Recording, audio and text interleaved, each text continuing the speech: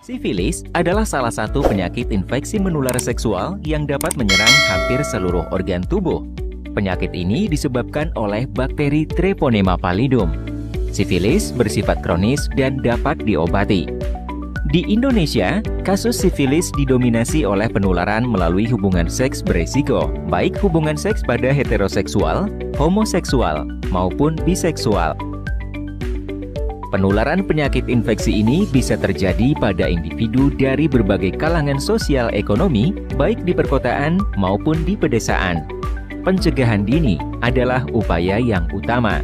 Sedangkan bagi yang sudah terinfeksi, upaya pengobatan atas kesadaran sendiri sangat penting untuk memutus rantai penularan serta menurunkan angka kesakitan dan pencegahan kecacatan atau kematian dini.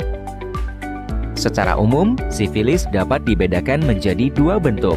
Pertama adalah sifilis acquired, yaitu sifilis yang didapat atau ditularkan melalui hubungan seksual yang beresiko dan melalui produk darah yang tercemar bakteri Treponema pallidum.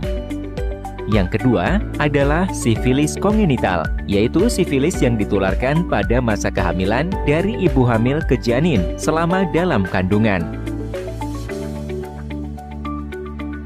Perjalanan sifilis acquired atau sifilis yang didapat yang terjadi pada orang dewasa dikelompokkan menjadi 4 tahapan, yaitu stadium primer, sekunder, laten, dan tersier.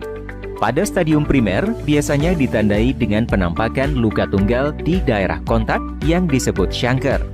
Berikutnya, stadium sekunder yang ditandai dengan adanya ruam kulit terutama pada kedua telapak tangan dan kaki, serta pembesaran pada kelenjar getah bening. Bila tanpa pengobatan, orang yang terinfeksi sifilis akan terus mengidap sifilis menuju stadium laten dan mungkin ke tahap tersier. Pada stadium laten, tidak dijumpai gejala apapun. Pada tahap tersier, sifilis mulai merusak organ bagian dalam, termasuk mata, jantung, pembuluh darah, hati, tulang, persendian, dan susunan saraf pusat.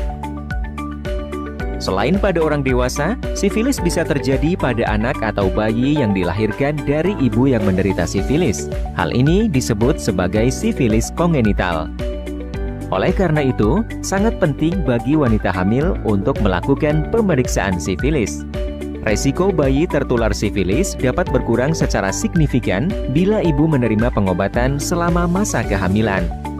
Pencegahan terhadap infeksi sifilis sama seperti yang dapat dilakukan untuk pencegahan penyakit IMS pada umumnya, termasuk HIV.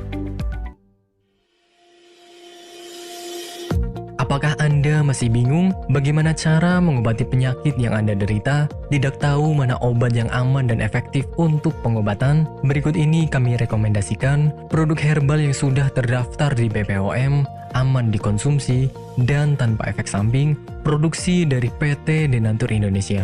Berikut adalah paket obatnya.